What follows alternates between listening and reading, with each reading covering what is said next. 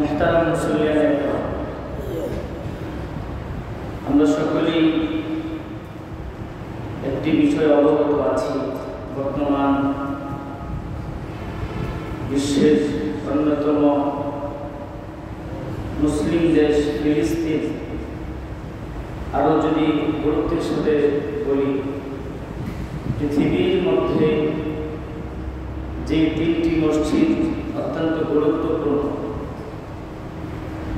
যে মসজিদে নামাজ পড়লে 500 রাকাত, এক রাকাত নামাজ পড়লে 500 রাকাত নামাজ পড়ার সব পাওয়া যায়, সেই মসজিদ আজকে ইহুদিদের দখলে রয়েছে। মুহতারাম হাজিরিন, প্রথমেই যে বিষয়টি আমাদের আলোচনায় আসা দরকার সেটা হচ্ছে, আমরা তো ভালো আছি, তাতে সমস্যাটা কি? এর একটা ধ্যান ধারণা, মন মানসিকতা, মন মাইন্ড অনেক মুসলমান লালন করে থাকে। অথচ রাসূল আকরাম সাল্লাল্লাহু আলাইহি ওয়াসাল্লাম হাদিসে পাকে ইরশাদ করেছেন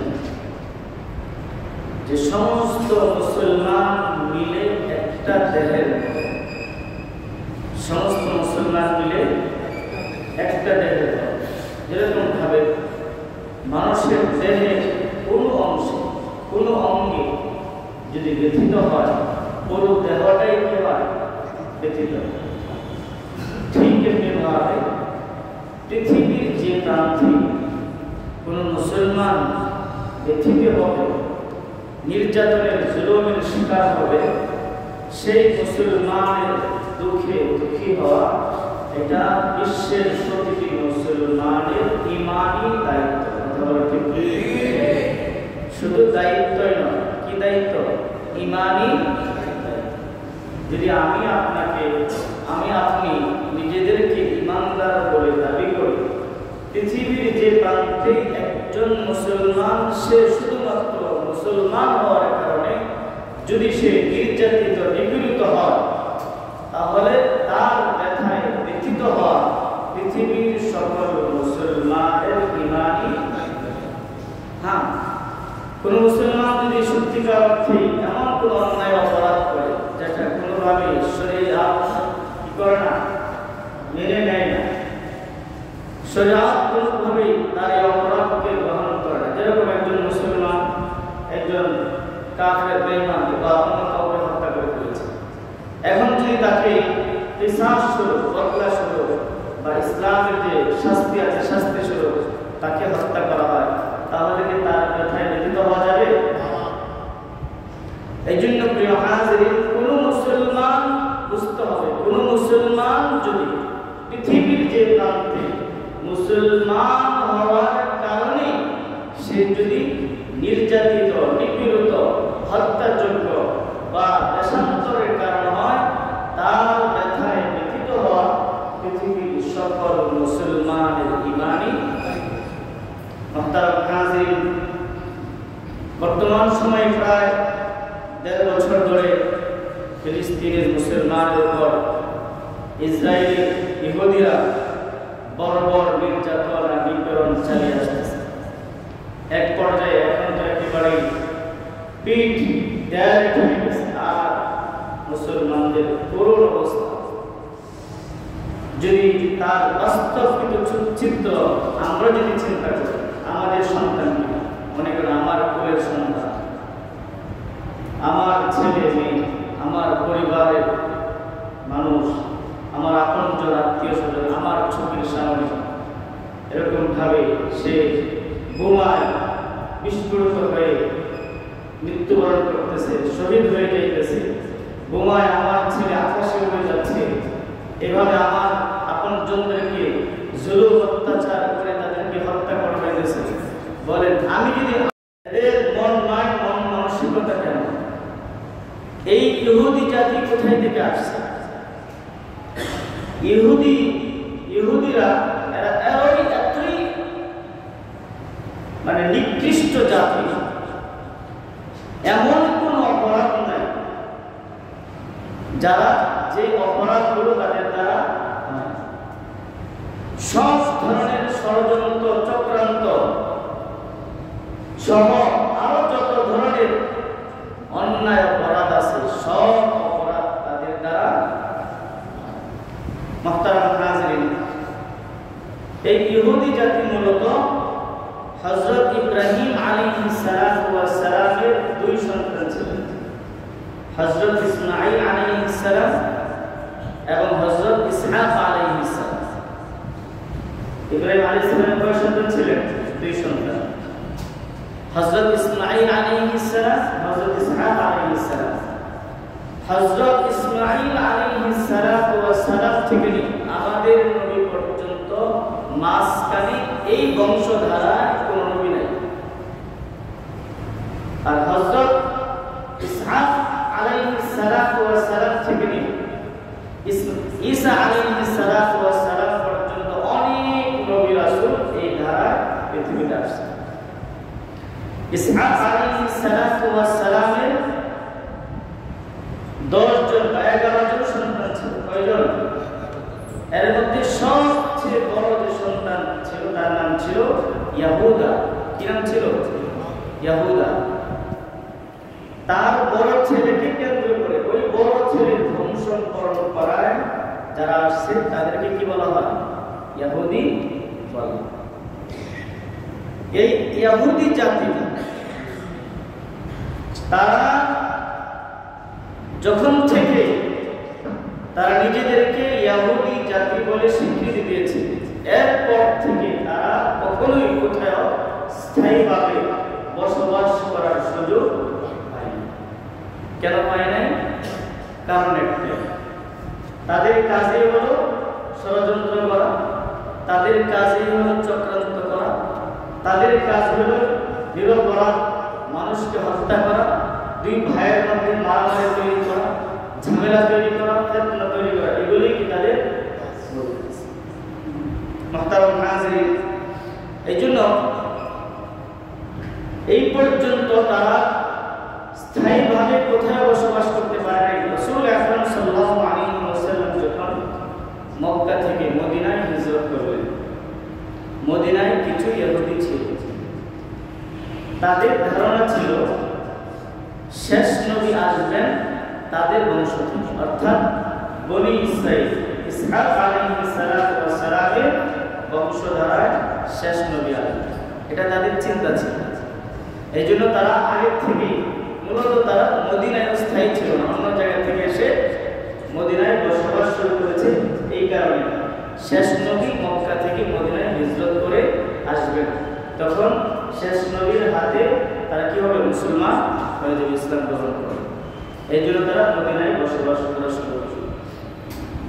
কিন্তু যখনই শুনতে পারলো রাসূল আকরাম সাল্লাল্লাহু আলাইহি ওয়াসাল্লাম বনি ইসরাঈল অর্থাৎ ইসহাক আলাইহিস সালামের বংশধারা থেকে তিনি আসেন নাই, বরং তিনি এসেছেন হযরত ইসমাঈল আলাইহিস সালামের বংশ থেকে, তখন তারা কি করে নাই? রাসূল আকরাম সাল্লাল্লাহু আলাইহি ওয়াসাল্লাম হাতে ইসলাম গ্রহণ করেন।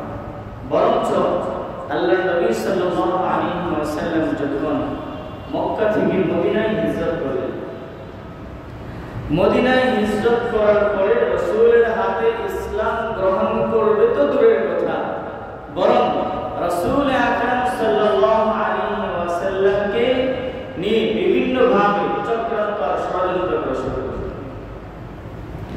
বিভিন্নভাবে, এক তো হলো ইহুদি জাতি, আরেক জাতি ছিল মুনাফিক জাতি। এই মুনাফিক আর ইহুদিরা মিলে ওই মক্কার বেঈমান কাফিরদেরকে সাথে তারা যোগাযোগ ঠিক রাখত, মানে শক্তি সঞ্চয় করত, যাতে করে একেবারে রাসূল আকরাম সাল্লাল্লাহু আলাইহি ওয়াসাল্লাম এবং সাহাবাদেরকে একেবারে ধ্বংস করে দেওয়া যায়।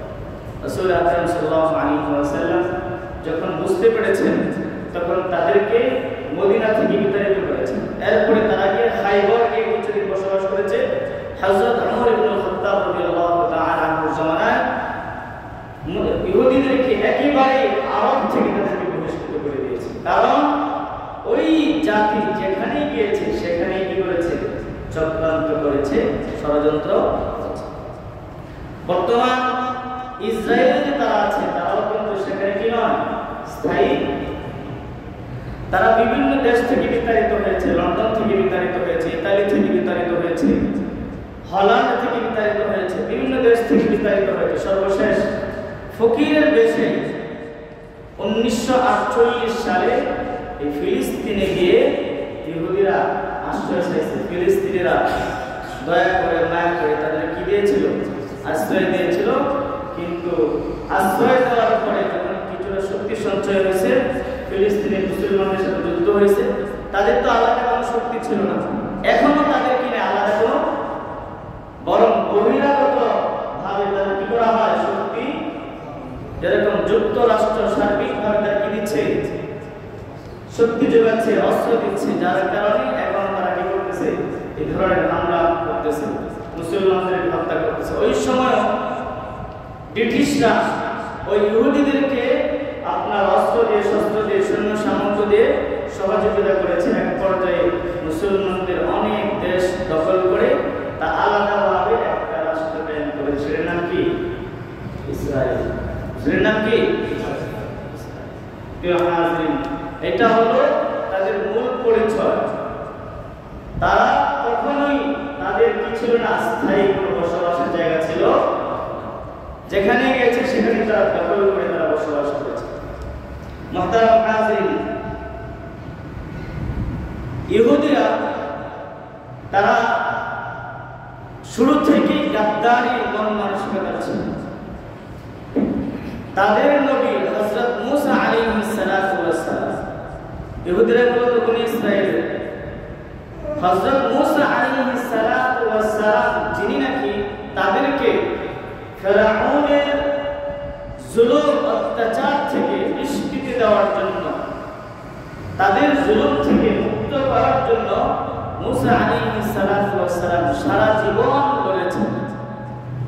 সেই মুসা আলাইহিস সালাতু ওয়াস সালামের সাথেও তারা গাদ্দারি করেছে। তারা স্বচক্ষে দেখেছে আল্লাহ রাব্বুল আলামিন মুসা আলাইহিস সালাতু ওয়াস সালাম ওসিলায় তাদেরকে সাগরকে দুখণ্ড করে রাস্তা করে দিয়েছে এবং ফিরআউন এবং তার দলবলকে সাগরে নিমজ্জিত করে ডুবিয়ে হত্যা করেছে।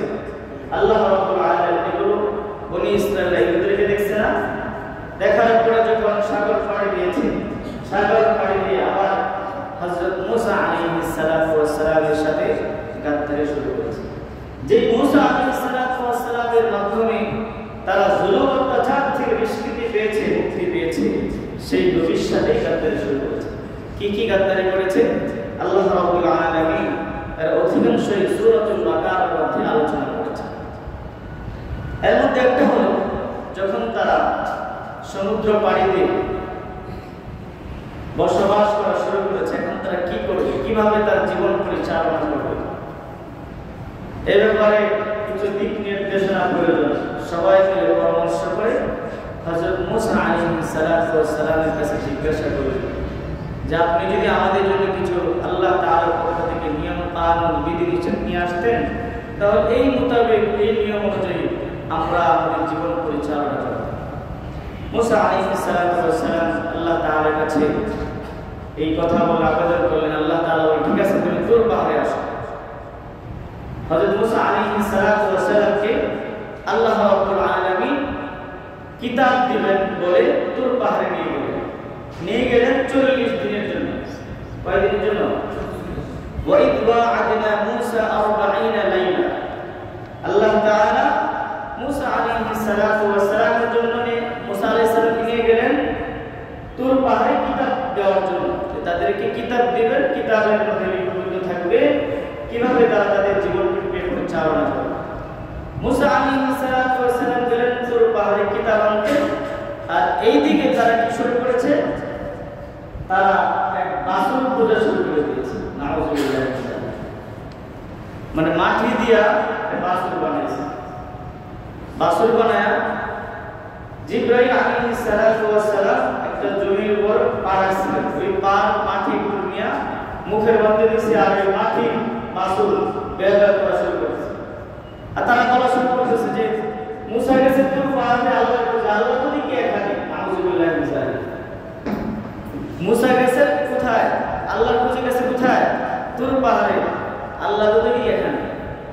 এই যে তারা বাসর কথা শুরু করেছে। অত চিন্তা করে দেখেন, হযরত মুসা আলাইহিস সালাতু ওয়াস সালামের মাধ্যমে আল্লাহ রাব্বুল আলামিন তাদেরকে এত জুলুম থেকে তারা মুক্তি পেয়েছে, কিন্তু এখন তারা একটা বাছুর কথা শুরু করেছে। আল্লাহ তাআলা বলেন, ওয়া ইন ওয়া'আদনা মুসা 40 লাইলাতান থুম্মা ইত্তাখাযতুমুল ইজলা মিন বা'দিহি ওয়া আনতুম যালিমুন।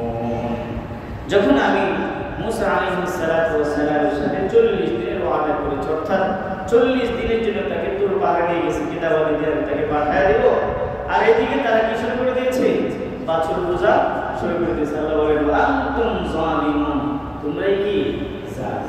চিন্তা করছেন কোন তরিকার মানুষ, কোন লেভেলের মানুষ, যাদের উসিলায় যার উসিলায় তোমরা এতটুকু পাইছো, এত সমস্যা থেকে মুক্তি পাইছো, আর এখন তোমরা তার সাথে গাদ্দারি করা শুরু করে দিলে। দ্বিতীয় নম্বর কি?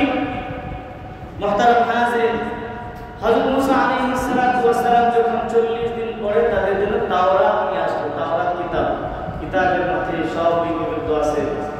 কোরআনুল কারীম নাযিল হওয়ার সিস্টেম একরকম, আর অন্যান্য যত আসমানি গ্রন্থ আছে, অন্যান্য আসমানি গ্রন্থ নাযিল হওয়ার সিস্টেম অন্যরকম। কোরআনুল কারীম ছাড়া আল্লাহ রাব্বুল আলামিন মানব জাতির হেদায়েতের লক্ষ্যে যতগুলো আসমানি কিতাব পাঠিয়েছেন, সবগুলো কিতাব লিখে আল্লাহ তাআলা পাঠিয়েছেন। একটা বইয়ের মধ্যে একটা কিছুর মধ্যে লিখে নবীর কাছে দিয়ে দিয়েছেন। নবী আয়েশা কি করছেন? সেগুলো মানুষকে শোনা জানাই তো এটাই বাইরে। কিন্তু আল্লাহর হাবিব সাল্লাল্লাহু আলাইহি ওয়াসাল্লামের উপর কোরআন নাযিল হয়েছে যখন সেই প্রেক্ষাপট তৈরি হয়েছে, তখন সেই বিষয়ে কিছু কোরআন আয়াত নাযিল হয়েছে। তো হযরত মুসা আলাইহিস সালাতু ওয়াস সালাম 40 দিন পরে তাওরাত নিয়ে আসছে। এখন তারা আবার উল্টা পাল্টা কথা শুরু করেছে। তারা বলতেছে কি, ওয়া ইন কুনতুম ইয়া মুসা লান নু'মিনা লাকা হাত্তা নারাল্লাহা জাহরাতান। তারা বলল, হে মুসা, লান নু'মিনা, আমরা কখনোই এই তাওরাতের উপর ঈমান আনব না যতক্ষণ না এই তাওরাত যে প্রভু দিয়েছে সেই প্রভুকে সচক্ষে না দেখব। নাউযুবিল্লাহ। চিন্তা করছেন কত বড় নাফরমান, কত বড় নিকৃষ্ট জাতি, কত কত বিপদ আপদ থেকে আল্লাহ তাআলা গায়বী ভাবে তাদেরকে মুক্তি দিয়েছেন। সমুদ্রের মাঝখান দিয়ে রাস্তা তৈরি করে তাদেরকে ফেরাউন থেকে মুক্তি দিয়েছেন। তারপরেও আল্লাহকে দেখতে হবে যে আল্লাহ কিতাব দিয়েছে সেই কিতাবের উপর ততক্ষণ পর্যন্ত ঈমান আনবো না যতক্ষণ সে আল্লাহকে সচক্ষে না দেখে। তৃতীয় নম্বর হলো, তারা যখন সমুদ্র পাড়ি দিয়ে কোন একটা জায়গায় বসবাস শুরু করলো, তখন তো খাবার দাবারের কোনো ব্যবস্থা ছিল না।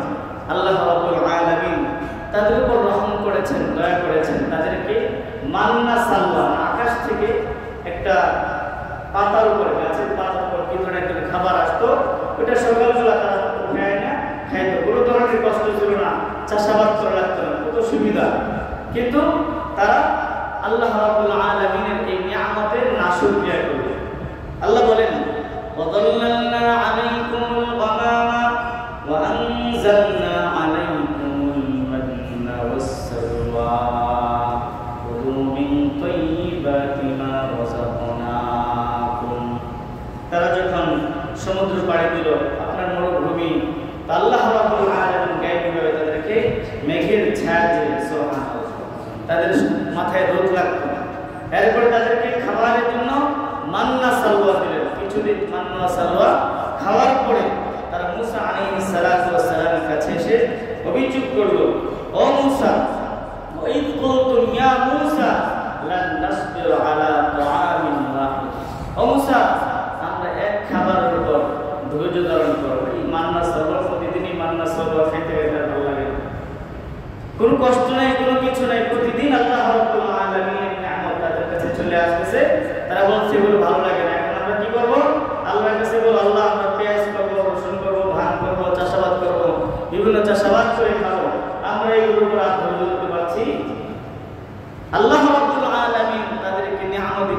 কিন্তু আল্লাহ তার নিয়ামতের কি করতেছে না শুকরিয়া করতেছে। এরপরে প্রিয় হাজির, আল্লাহ রাব্বুল আলামিন ইহুদিদের একটা জাতি সমুদ্রের পাড়ে বসবাস করত, তাদেরকে শনিবার মাছ ধরা সম্পূর্ণভাবে নিষেধ করে দিয়েছে। কিন্তু তারা শনিবারে মাছ ধরতো না, কৌশল অবলম্বন করলো। শনিবারে মাছের ধরার জন্য কি করে রাখতো, আপনার ওই বেড়া দিয়ে রাখতো, যাতে করে রবিবারে তারা মাছ ধরতে পারে। আল্লাহ রাব্বুল আলামিন তো সবই জানেন। তো তাদেরকে তারা যখন কোনোভাবে থেকে ফিরে আসে নাই, তখন আল্লাহ রাব্বুল আলামিন তাদেরকে ফালাম্মা আতাউ আম্মা নূহু আনহু কুলনা লাহুম কুনু কিরাদাতান খাসিন, তারা বানর রূপে পরিণত হয়ে গেছে। নাউযুবিল্লাহি মিন যালিক। মুহতারাম হাজিরিন, এরপরে যেই মূসা আলাইহিস সালাতু ওয়াস সালাম তাদের জন্য সারাটা জীবন কুরবানি করে দিয়েছেন, কত জুলুম অত্যাচার নির্যাতনের শিকার হয়েছেন, সেই মূসা আলাইহিস সালাতু ওয়াস সালামের উপর এই বনি ইসরাঈল ইহুদিরা অপবাদ দিয়েছে। কি অপবাদ? স্বাভাবিকভাবে দেখবেন, যারা বেশি পরিমাণে আল্লাহকে ভালোবাসে, দ্বীনের পথে চলে, ইসলামিক হয়, ধার্মিক হয়, এরা কিন্তু নিজেকে খুব লাজুক হয়। স্বাভাবিকভাবে কি হয়, একটু বেশি লাজুক হয়, লজ্জাশীল হয়। আমাদের একজন উস্তাদকে দেখতাম, 4 বছর ওনার কাছে লেখাপড়া করছে, একবারে কাছে থেকে, কিন্তু 4 বছরের মধ্যে কোনোদিন ওনার শরীরের ভিতরটা কেমন দেখতে পারে, এরকম লাজুক ছিলেন। হযরত মূসা আলাইহিস সালাতু ওয়াস সালাম অনেক লাজুক ছিলেন, আল্লাহর নবী ছিলেন, তারা কেমন হবে? এজন্য ওনার দেহের ভিতরের অংশটা, শরীরের চামড়াটা কেউ দেখতে পারে না।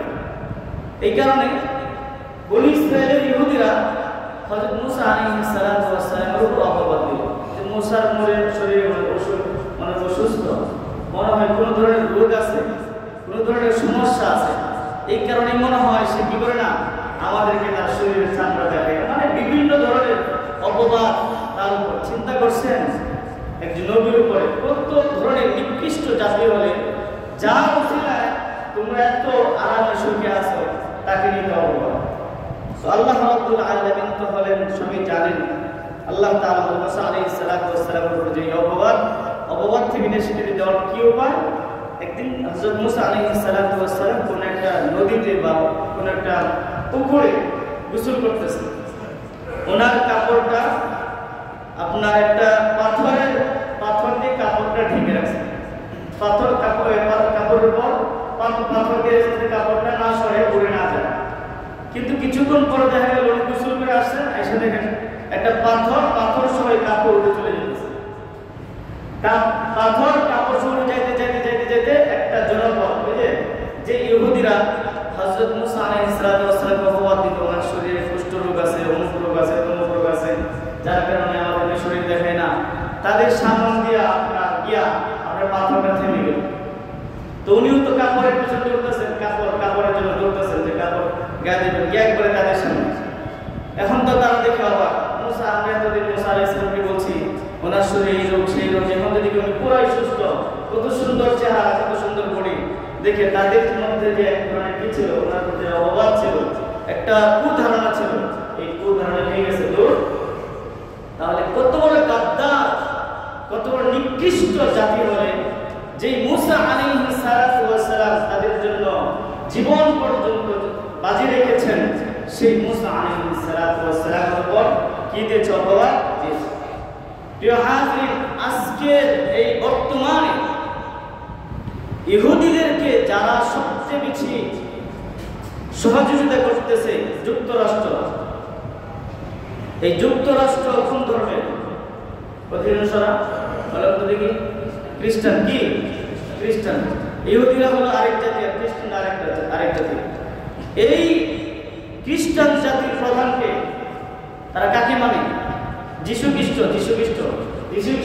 হযরত ঈসা আলাইহিস সালাতু ওয়াস সালাম। এই ঈসা আলাইহিস সালাতু ওয়াস সালামকে মারার প্ল্যান কারা করেছিল? ইহুদিরা। কারা? এখান থেকে শিক্ষা নেওয়ার দরকার আছে। যারা যেই খ্রিস্টান বা নাসারাদের প্রধান হলো যীশু খ্রিস্ট হযরত ঈসা আলাইহিস সালাতু ওয়াস সালামকে তারা মানে।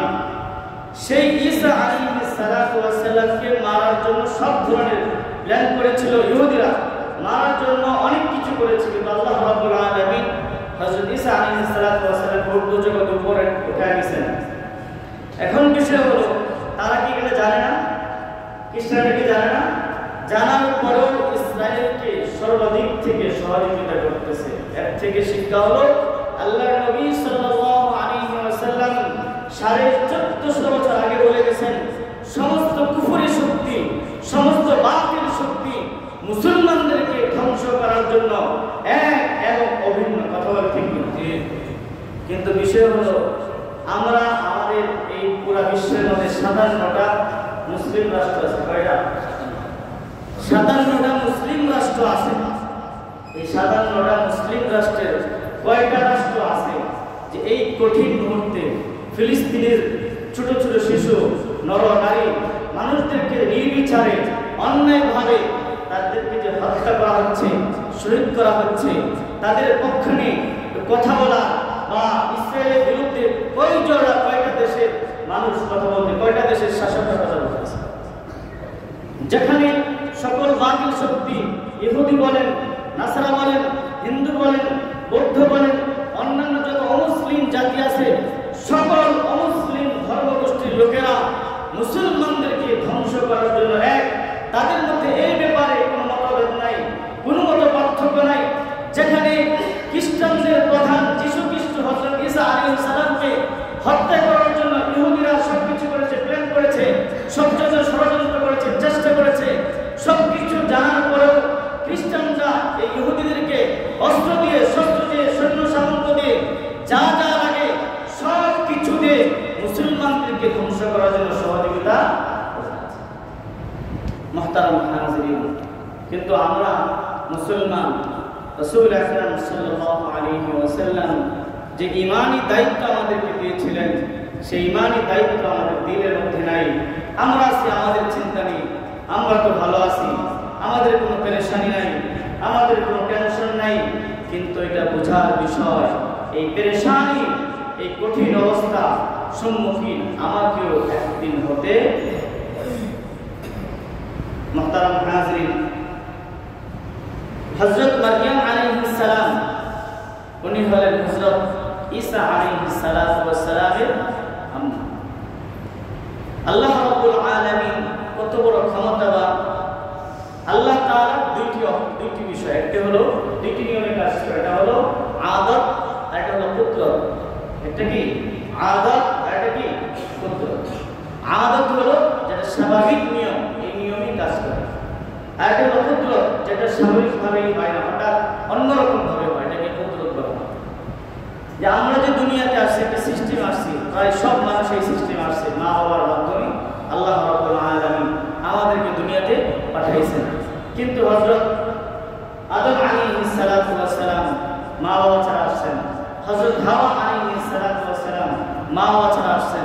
ঠিক এভাবে আল্লাহ তাআলা ছাড়া, বাবা ছাড়াও যে সন্তান জন্ম দিতে পারেন, সেটা হলো পুত্র। তার প্রমাণ হলো হযরত ঈসা আলাইহিস সালাতু ওয়াস সালাম। মুহতারাম হাজিরিন, যখন হযরত মারইয়াম আলাইহিস সালাতু ওয়াস সালাম আপনার পেটে বাচ্চা আসলো, ঈসা আলাইহিস সালাতু ওয়াস সালাম আসলো, তখন এবং বাচ্চা প্রসব করলেন। হযরত মারইয়াম আলাইহিস সালাতু ওয়াস সালামের উপর ইহুদিরা অনেক ধরনের অপবাদ দিয়েছে। কোরআন কারীমে সেটাকে বুহতানুন আযীম বলেছে, বড় ধরনের অপবাদ। তাহলে এই অপবাদটা কাদেরকে দিয়েছে? খ্রিস্টানরা যাকে প্রভু মানে, সেই প্রভুর মাল করে।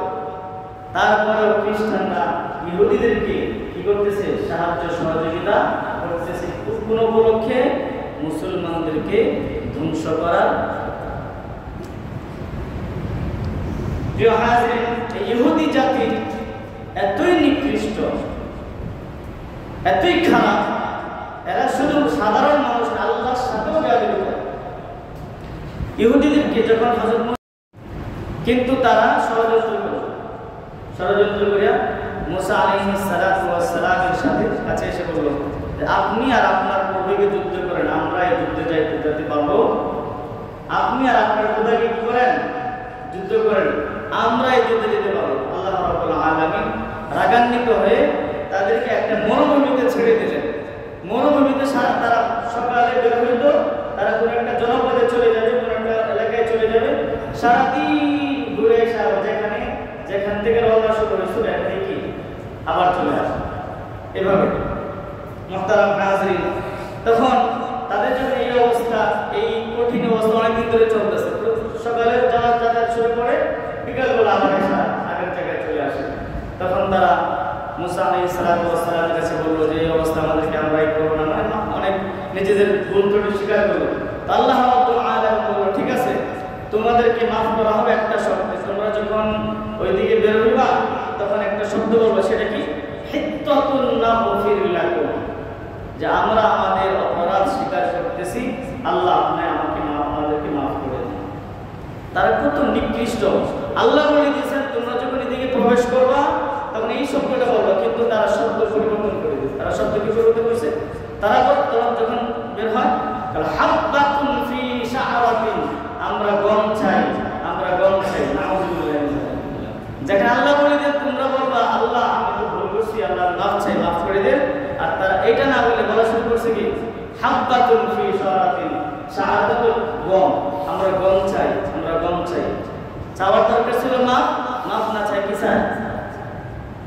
আল্লাহ তাআলার সাথে মুশরিক, আল্লাহ তাআলার সাথে বিয়াদব। প্রিয় হাজিরিন, এরকম ভাবে ইহুদি জাতি রাসূল আকরাম সাল্লাল্লাহু আলাইহি ওয়াসাল্লাম যখন মক্কা থেকে মদিনায় হিজরত করলেন, রাসূল আকরাম সাল্লাল্লাহু আলাইহি ওয়াসাল্লামকে হত্যা করার জন্য ষড়যন্ত্র করেছেন। এক নাম্বার, আল্লাহ নবী সাল্লাল্লাহু আলাইহি ওয়াসাল্লাম দুইটা বংশের মধ্যে, আপনার মদিনার দুইটা বংশের মধ্যে ঝগড়া ছিল।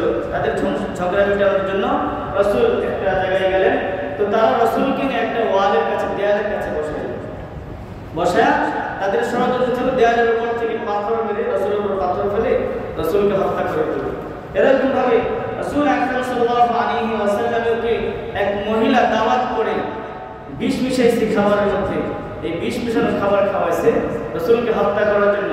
এরকম ভাবে ইহুদিরা রাসূল আকরাম সাল্লাল্লাহু আলাইহি ওয়াসাল্লামকে হত্যা করার জন্য জাদু পর্যন্ত করেছে।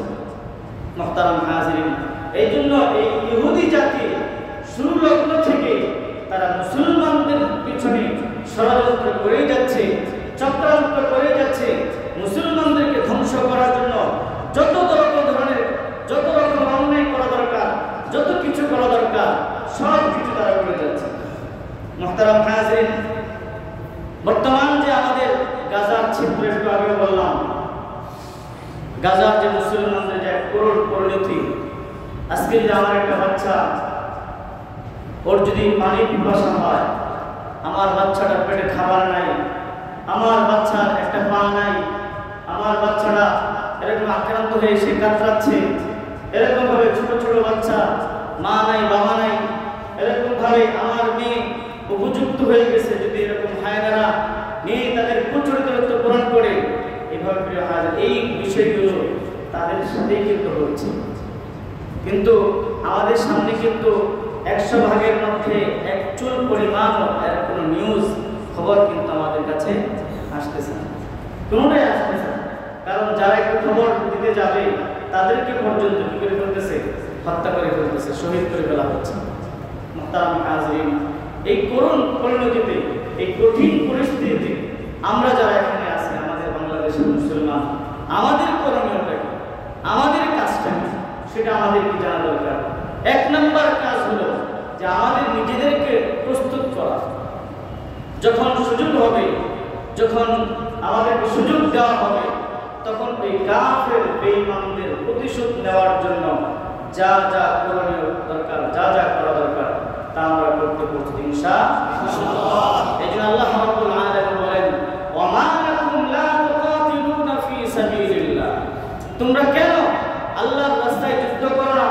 তোমাদের চোখের সামনে ছোট ছোট বাচ্চাদেরকে হত্যা করে ফেলা হচ্ছে, এরকম দুর্বল মানুষদেরকে হত্যা করে ফেলছে, যারা সর্বদাই আল্লাহ তাআলার কাছে আকুতি মিনতি করতেছে যে আল্লাহ আমাদেরকে জালিমদের থেকে মুক্তি দাও, জালিমদের থেকে মুক্তি দাও। আল্লাহ তাআলা তো জালিমদের থেকে কুদরতি ভাবে মুক্তি দিবে না, আল্লাহ তাআলা আমাদের ঈমানটাকেও পরীক্ষা করেন, আমরা কি আরেক মুসলমানের পাশে দাঁড়াই কিনা। আল্লাহর নবী সাল্লাল্লাহু আলাইহি ওয়াসাল্লাম এরকম ছিলেন। বনু কায়নুকার এক বাজারে এক মুসলিম নারীকে, বনু কায়নুকার কয়েক ইহুদি মিলে এক মুসলিম নারীকে বিবস্ত্র করে তাকে নিয়ে তামসা হাসি তামসা করেছে। আরেকজন মুসলমান যখন প্রতিবাদ করতে এসেছে, সেই মুসলমানকেও হত্যা করে ফেলেছে। আল্লাহর নবী সাল্লাল্লাহু আলাইহি ওয়াসাল্লাম যখন এই সংবাদ শুনলেন, সাথে সাথে বনু কায়নুকা ঘেরাও করে রাখলেন। কয়েকদিন পর্যন্ত ঘেরাও করার পরে বনু কায়নুকার সকল ইহুদিদেরকে ওই এলাকা থেকে আপনার বিতাড়িত করলেন। একজন কিসের জন্য? একজন মুসলমান নারীর জন্য। বনু কায়নুকার সকল ইহুদিদেরকে তাদেরকে এলাকা ছাড়া করতে। মুহতারাম হাজিরিন, অথচ এই ১.৫ বছরে গাজায় প্রায় ৫০-৬০ হাজার নারী, শিশু, পুরুষকে কি করা হয়েছে? হত্যা করা। মুহতারাম হাজিরিন, আমাদের নিজেদেরকে প্রস্তুতি করা। আমি তো ভালো আছি, আমাদের উপরে বিপদ কি আসতে পারে। দ্বিতীয় নম্বর, সবচেয়ে আমরা যেটা করতে পারি সেটা হলো অর্থনৈতিক অবরোধ আরোপ করা। এটা কি? সেটা হলো ইহুদিদের যত পণ্য আছে তাদের কাছে যে পণ্যের কিছু অংশ তাদের কাছে যায়, সেই পণ্যগুলো কি করা? বয়কট। আমাদের যাদের পকেটে টাকা আছে, আমরা তো মনে করি সবচেয়ে ব্র্যান্ডের মালটা খাবো, সবচেয়ে ভালোটা খাবো, যেটা বেশি পরিচিত সেটাই খাবো। কিন্তু আমি যে এই পণ্যটা কিনতেছি, এই পণ্যের একটু টাকা জমা হয়ে কোটি কোটি হাজার কোটি টাকা জমা হয়ে ওটা যে তাদের মুসলমানদেরকে ধ্বংস করার সহযোগিতায় কাজে আসে, সেটা আমি কখনোই কল্পনাও করি না, বা আমি এটা চিন্তাও করি না। বারবার বলা হইতেছে, জানানো হইতেছে এগুলো বয়কট করা হোক, বয়কট করা হোক। তারপরও দোকানে কিভাবে এই সমস্ত জিনিস চলে? কেন চলে জানেন? ওই যাই মনে করি যে আমার টাকা আছে, চলুক, সমস্যা কি, আমার কোনো দোষ নাই, আমি যেভাবে ইচ্ছা সেভাবে আপনার চলবে জীবন যাপন করতেছি। কিন্তু আমি আমার জায়গা থেকে আমার যতটুকু সামর্থ্য আছে, এই সামর্থ্য অনুযায়ী আমরা এই ইসরায়েলের বিরুদ্ধে এবং ফিলিস্তিনের পক্ষ নেওয়ার চেষ্টা করি। যতটুকু সামর্থ্য আছে, যতটুকু শক্তি আছে, ততটুকু চেষ্টা করি। আল্লাহ তাআলার কাছে বলতে পারবো, আল্লাহ আমি যেতে পারি নাই, তাদের পক্ষ হয়ে লড়তে পারি নাই, কিন্তু অর্থনৈতিকভাবে তাদেরকে আমরা সহযোগিতা করার চেষ্টা করেছি এবং ইসরায়েলকে অর্থনৈতিকভাবে দুর্বল করার চেষ্টা করেছি। এজন্য বাজারে জানতাম কোকা-কোলা, পেপসি, স্প্রাইট, এরপরে আপনার 7-আপ, এরপরে আপনার ডাভ শ্যাম্পু, এরকম ভাবে আমার বিভিন্ন ধরনের পণ্য আছে যেগুলো তাদের পণ্য। এই পণ্যগুলো আমি ব্যবহার করে দিয়েছি। চিন্তা করছি, যা ডাভ শ্যাম্পু ব্যবহার করলেও তো হবে, অন্য একটা আমাদের বাংলাদেশের শ্যাম্পু ব্যবহার করলেও তো হবে, এরকম ভাবে আমি কোকা-কোলা খাইলেও তো হবে, কোকা-কোলা না খেয়ে মজু খাইলেও তো হবে। এরকম ভাবে প্রিয় হাজিরিন, তাদের যে পণ্যগুলো আছে সেই পণ্যগুলো বয়কট করে আমার বাংলাদেশি যে পণ্যগুলো আছে সেই পণ্যগুলো ব্যবহার করলেও তো আমার জীবন যাপন হবে, সাথে সাথে আমার বাংলাদেশের অর্থনৈতিক কি অবস্থাও কি হবে? ভালো হবে। এই জন্য প্রিয় হাজিরিন, আমরা এতটুকু করতে পারি ইনশাআল্লাহ, যে আমরা ইহুদিদের কোনো পণ্য আমরা ক্রয় করব।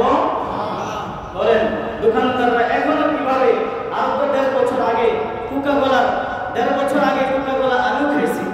1.5 বছরের মধ্যে এই পর্যন্ত কোনোদিন কোকা-কোলার এক ঢোক পানিও আমি গলায় নিয়ে নিই, আলহামদুলিল্লাহ। এরকম হাজার হাজার মুসলমান আছে কিনা? এরকম ভাবে যে কোকা-কোলার মতো আরো যতগুলো পণ্য ইহুদিদের আছে, সব পণ্যগুলো আমি চিনে এগুলো এখন চিনার খোঁজার দরকার নাই। এখন আপনি ফেসবুক খুললে, ইউটিউব খুলে, ইউটিউবে যদি চার্জ দেন যে ইহুদিদের পণ্য কি কি, আপনি সব লিস্ট পেয়ে যাবেন। এগুলো যদি আপনার জীবন থেকে মাইনাস করে দেন এবং অন্য যেগুলো আছে সেগুলো যদি নিয়ে আসেন, তাহলে প্রিয় হাজির, আমাদের জীবন কি একবারে ধ্বংস হয়ে যাবে? আমাদের চলতে কোনো সমস্যা হবে? বলেন কোকা-কোলার বিকল্প আছে কিনা? ডাভ শ্যাম্পুর বিকল্প আছে কিনা? বলেন কিনলে যে পানি আছে, একটা পানির নাম কি? কিনলে। এই কিনলে পানির বিকল্প একটা আছে, অনেকগুলো আছে। এরপরে একটু পানি, একটা পানি আছে, এটার বিকল্প আছে কিনা?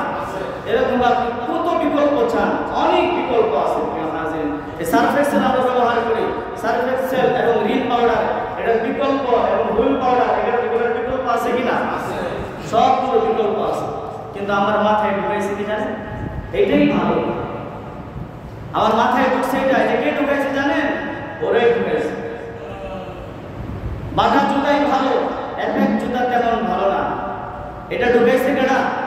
ওরাই ঢুকাইছে। বিভিন্ন বিজ্ঞাপন বিভিন্ন ভাবে আমাদেরকে এটা বুঝাইছে যে এটাই ভালো, এটাই ব্যবহার করলে তোমার জন্য সবচেয়ে ভালো, তোমার স্বাস্থ্যের জন্য, তোমার শরীরের জন্য, তোমার পেটের জন্য, সুস্থতার জন্য এটা ভালোই হবে। এটা বারবার বারবার কোটি কোটি হাজার কোটি টাকা খরচ করে আমার মগজে ঢুকাইছে কোকা কলাই ভালো। অথচ প্রিয় হাজির, কোকা কলাও যেরকম স্বাদ, মজু কি? আপনার দিলে থাকতে হবে, দিলে। আপনি যখন কোকা কোলার ঘৃণা চলে আসবে, কখনোই আপনার কোকা কোলা ভালো লাগবে না। আসলে বিষয় হলো দিলের মধ্যে ওরা এগুলো ঢুকাইছে। এই জন্য এগুলো ভেদ করতে হবে আস্তে আস্তে, ওদের প্রতি ঘৃণা জন্মাইতে হবে। আল্লাহ রাব্বুল আলামিন বলেছেন, ইয়া আইয়ুহাল্লাযীনা আমানু লা তাত্তাখিযুল ইয়াহুদা ওয়ান নাসারা আউলিয়া। ইহুদি, নাসারা, খ্রিস্টান, মুসলিম কখনোই কোন মুসলমানের বন্ধু হতে পারে না। আমি যদি তাদের পণ্য ব্যবহার করি, আমি তাদের বানানো জিনিসপত্র ব্যবহার করি, আমি তাদের লাইফস্টাইল যদি ফলো করে আমি আমাদের জীবনকে পরিচালনা করি, আপনি পক্ষান্তরে মানে তাদেরকে আমি কি করি? মহব্বত। এর জন্য প্রিয় হাজিরিন, এই বিষয়গুলো আমাদের খেয়াল করা দরকার, খেয়াল রাখা দরকার। আগামীকালকে সৌহার্দ্য উদ্যানে ফিলিস্তিনের পক্ষ হয়ে ইসরায়েলের বিরুদ্ধে এক বিশাল মহাসমাবেশ ডাকা হয়েছে। সব শ্রেণী পেশার মানুষ সেখানে উপস্থিত হবে। কোনো ভেদাভেদ নেই, যত ধরনের, সে ক্রিকেট খেলোয়াড় হোক, সে যেই ধরনের হোক, সে আলিম হোক, সে ব্যবসায়িক হোক, সে রাজনীতিক হোক, যেই হোক, সকলেই সেখানে উপস্থিত হবে।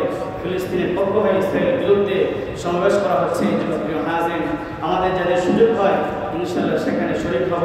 আল্লাহ রাব্বুল আলামিন আমাদের সকলকে সমস্ত অমুসলিমদের পক্ষ হয়ে, মুসলিমদের পক্ষ হয়ে এক এবং একতাবদ্ধ হয়ে জীবনযাপন করবার তৌফিক দান করুন। সকলে বলুন আমিন। আলহামদুলিল্লাহি রাব্বিল আলামিন।